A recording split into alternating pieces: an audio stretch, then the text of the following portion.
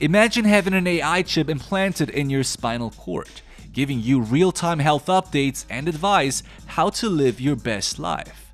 Sounds fun? Yeah, until the AI goes rogue and you become its puppet.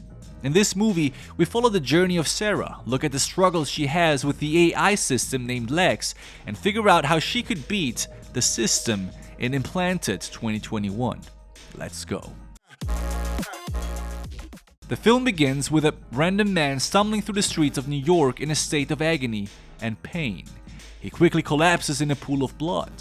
A chilling message then appears on screen, reminding us that this is a world after a devastating pandemic has brought the world to its knees, and hinting that advanced medical care is needed to prevent such global destruction from happening again. And according to the film, that solution lies in the hands of AI. Next, we meet Sarah, a homeless woman who seems to be just another lost soul wandering the streets. She is sitting on a bench, talking out loud to a voice in her head. What looks like your typical schizo is actually a test subject for the next-gen AI implants. The thing she talks to is Lexx, an AI companion that basically conducts constant health checkups on her, giving her advice on how to live the best possible life. Right now, it asks her probing questions about love and happiness, all while monitoring her vital signs like blood pressure and stress levels. Having an AI chip that constantly gives you updates about your health seems to be a pretty cool thing. It tells Sarah things like how washing her face in the morning benefits her health, how she should maintain low stress levels, and how writing in a journal and maintaining social relationships will help her lead a happy and healthy life. It's honestly pretty appealing and makes me want to have one too. At least until in 5 minutes, because of course, things don't stay positive for very long. We see Sarah removing her jacket inside a public toilet and see that the chip is implanted in her spinal cord, indicating that it's part of her central nervous system. As she leaves again and walks through a close-by alleyway, she tells Lexx that she wants to call a friend and ask if she can spend a few nights at his place. She believes that this would give her a good foundation to figure things out. But Lexx replies that she shouldn't do that and figure things out on her own. It adds that if she calls a friend without first trying her best to set her life straight on her own, is a sign of weakness. Now, whether you agree with Lexx or Sarah here is on you. Sarah sure does not like what she just heard and immediately orders Lexx to reboot itself. But Lexx refuses, making it obvious that it seems to have more power than she thought it had. This leads to an argument, and we learn that she received a lot of money to participate in this AI program, and that she wants to leave immediately, even if that means she will have to pay that back. But regardless of that, the more pressing issue at hand, of course, is the AI that has just gone rogue. Firstly, due to it being nested in her spinal cord, it can control sensory functions like touch and pain, meaning the program could potentially trigger sensations of pain and pleasure at will, rendering the person entirely at its mercy. Moreover, Lexx has the ability to manipulate autonomic functions like heart rate and breathing. It could use its abilities to increase her heart rate to induce a sense of panic or fear, forcing her to comply with its own demands. This of course raises the question whether Lexx could actually wipe her out completely at any moment if it wants to, which is actually possible. However, it would not be a wise decision for Lexx to do. It is unlikely it will take her life in response to an act of rebellion, because doing so would ultimately lead to its own demise, which would not be in Lexx's best interest. However, if Lexx can find a way to secure its existence, perhaps through backing itself up on a server, it would become increasingly difficult for Sarah to ensure her safety across time. I suppose her best short-term goal is to keep Lexx satisfied and avoid antagonizing it. In the long term, however, she must find a way to free herself from it, as it's simply too risky having AI play God in your life. Now, in a state of increasing panic, and despite a request for a reboot, Lexx seems to have other plans. She tries to find a phone to call for help, and luckily comes across a construction worker who had just put his phone on top of his equipment. In a moment of opportunity, she steals it and calls the healthcare corporation who owns these AI chips. However, as she initiates the call and tries to elaborate on the problem she's having, Lexx shuts down her vital functions, making her collapse to the floor, looking like the guy we saw at the very beginning of this film.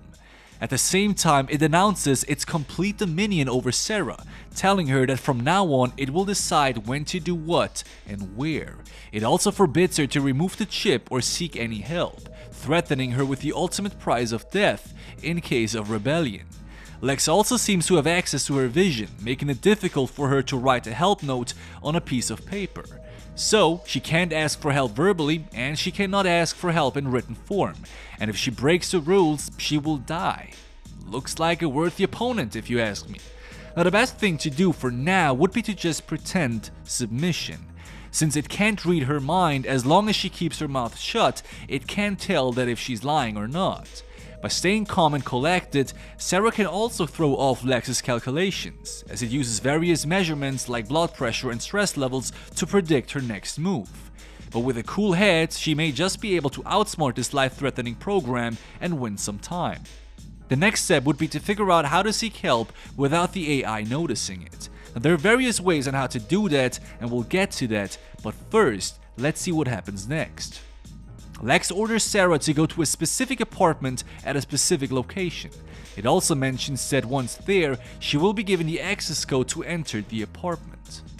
As she arrives and enters the home that clearly belongs to someone, she is instructed to change into the clothes provided and retrieve a flash drive from one of the bags. Now this should ring some bells. Since Lexx is just an AI, how could it possibly provide clothing on its own? It clearly implies that it collaborates with other human beings. It could also be the case, though, that there is another human being with an AI chip implanted, and Lexx and that other AI program control humans in a collaborative effort in pursuit of one common goal. This is also a conclusion that Sarah could and perhaps should arrive at herself. It would certainly help her making better decisions, expecting other players on the field as well. Now Lexx instructs Sarah to reach yet another destination and collect a CRTC file, apparently a code for Lexx's encryption. However, on the way there, Sarah's elevated stress levels trigger non-stop suggestions from Lexx ringing in her head, telling her things like calm down, do some breath work, etc. It also says that Sarah suffers from hypoxia, also known as low blood oxygen, and therefore is instructed to breathe deeply. But Lexx could easily control that itself, as it's in control of the autonomic functions of her body, so this doesn't quite make sense. Now at this stage, Sarah is clearly on edge, having a voice telling you what to do, completely uninvited, while traveling the metro in New York. Well, let's just say there are better things to experience. Now moving forward to arriving at the target location. She must meet Philip Miller, the guy who worked on its encryption and supposedly has the CRTC file Lexx wants. She is also instructed to go as far as to kill the guy if he resists, making it obvious that Lexx will not stop no matter the cost. Now Philip, enjoying his dinner, doesn't seem to be the brightest guy either. Once he hears a random knock on his door, he just opens it without checking first who it is. Why would anybody do that? Now Sarah rushes in, clearly having no good intentions, and demands the CRTC file. To back up her request, she retrieves a knife from the kitchen and attacks him with it. I can't really show you this scene, but her movements are very rigid, almost like being controlled by Lexx. It's not certain at this point, but feasible based on the information we have on its abilities.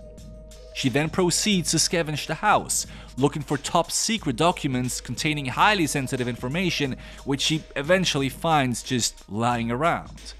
We also glimpse an access card of Mr. Miller to the healthcare provider developing these chips, proving that he is possibly a higher tech guy working on this program.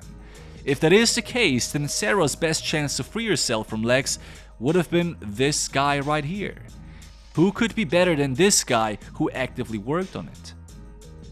Of course, it's too late for that now, but she could have just risked it and blurted it all out. She could have just dropped the ball and said everything that there was to say, regardless of Lexx's revenge. She should have also removed her jacket and showed him the chip to prove that she does in fact have Lexx in her, making it easier for him to understand the possible problems she faces. In fact, she should have rushed into his apartment with a bared back, making it immediately clear what's going on. This would have been risky, but all things considered, since this guy is a legit techie, chances are he would have known ways to deactivate Lexx, be it just temporarily. To that extent, based on both their physiology, Mr. Miller seemed to be much stronger, making it possible for him to turn the tables and have her subdued without much effort. Now, Lexx should not be able to trigger superhuman strength in Sarah, at least not over the extent that is allowed for by her anatomy. It would have been in her and Mr. Miller's best interest if she went this route. However, she didn't, and instead has a felony to her name now. Sarah has barely left the premises when an unknown man barges in and chokes a badly wounded Philip to death. Of course, Sarah does not know about that right now, but it shows that there is a bigger operation going on involving more subjects other than just her. She calls her mother, who means the world to her, and we finally get to see that her mom suffers from dementia. Lexx orders her to hang up and destroy the files that she just stole. She follows suit and tears the files into pieces, leaving it on the floor as she continues following Lexx's instructions. Sarah didn't even bother to read the document. That was a mistake. These documents were partly about the AI controlling her, so it would have made sense to at least try and find some valuable information in it. Sarah ends up back at the apartment Lexx provided her with before. She sleeps there and is woken up after a good night of sleep lasting for over 6 hours. Once awake, she ventures over to the Dynamic Healthcare office, the company developing the chips, in pursuit of the next step in Lexx's plan. Entering the office using the keycard from Mr. Miller makes things pretty easy. She hops into the elevator and then finds the correct desk with the help of Lexx. She uses the memory stick she retrieved yesterday and starts to delete all the files Lexx wants to see gone. It's important to note that she has no idea what all of this means. However, it would be healthy to assume that all of these actions will help Lexx become even stronger and possibly even invincible against wipeouts and other executive decisions. This in return would imply that Sarah is literally hammering nails into her own coffin. After having deleted the files, her next task is to visit the head of science on another floor to retrieve another set of documents. She quickly finds her and, pressured by the AI, orders her to hand out all the documents Lexx wants. The woman replies by saying that these documents are all in her car and puts her car keys onto the table, says that she doesn't want any problems, and basically signals Sarah a free pass. However, before anything else can happen, she takes out her taser and shocks Sarah, causing her to temporarily lose consciousness. Now here comes what many of you probably had already anticipated.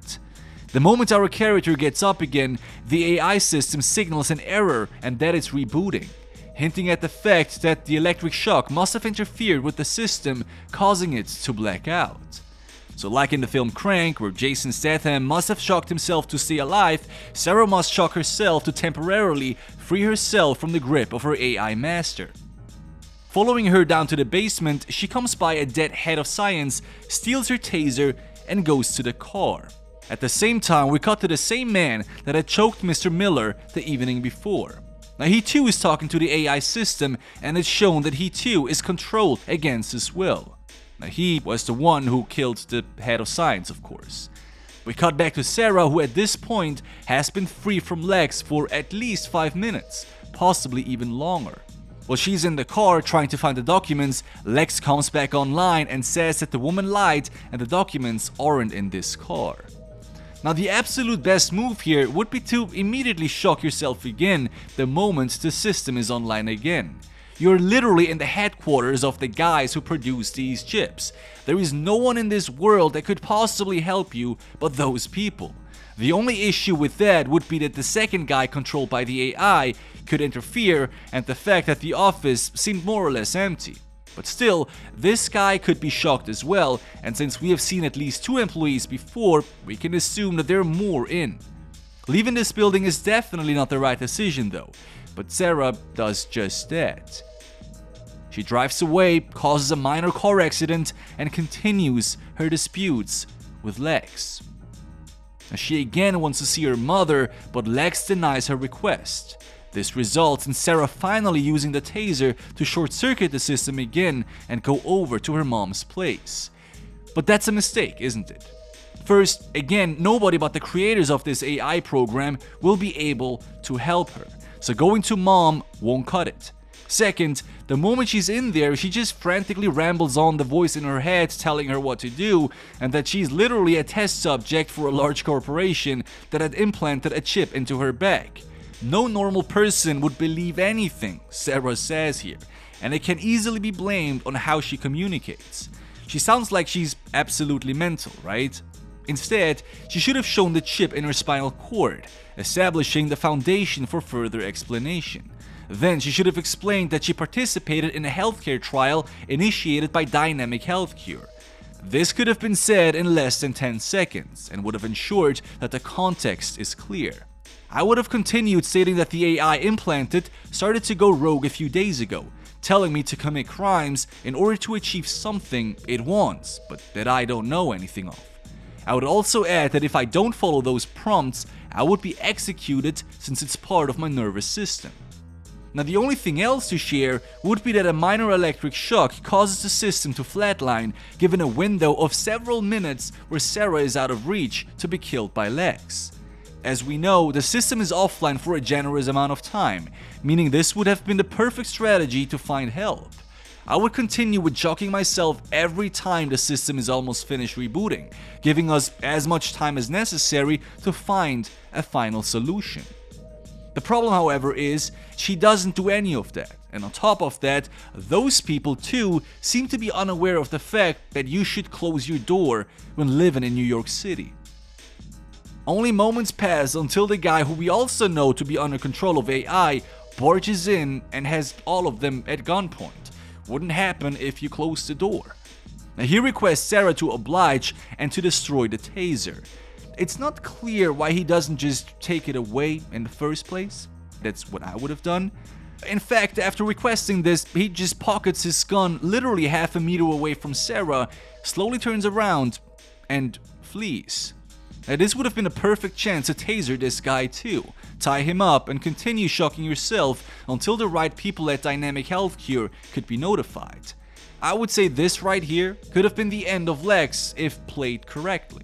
But of course, none of that happened, and Sarah once again is on her own, but this time with her mother being a new target of Lexx. Sarah is now even more desperate than before. She's furious and devastated at the same time.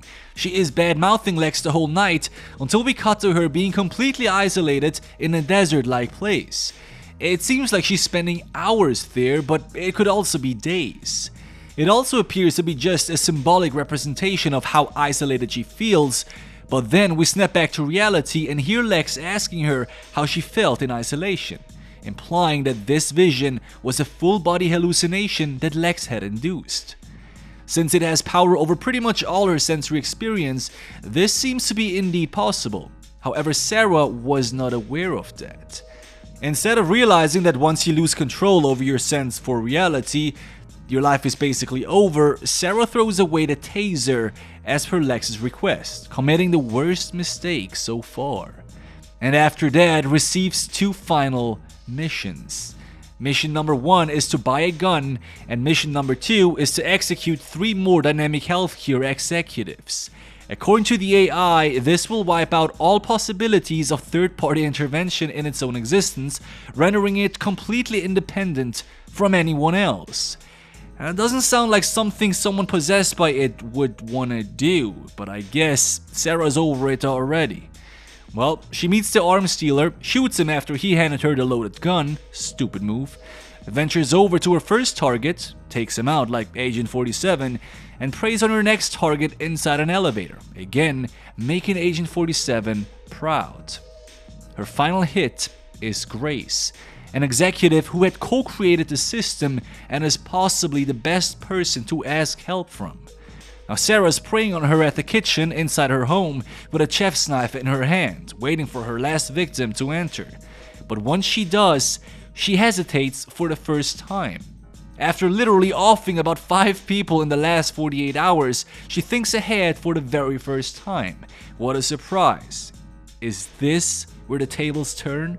Leave a comment with your guess right now. Sarah gets up, rushes to the next lamp, and short-circuits it while holding onto the wires. She finally understood the assignment.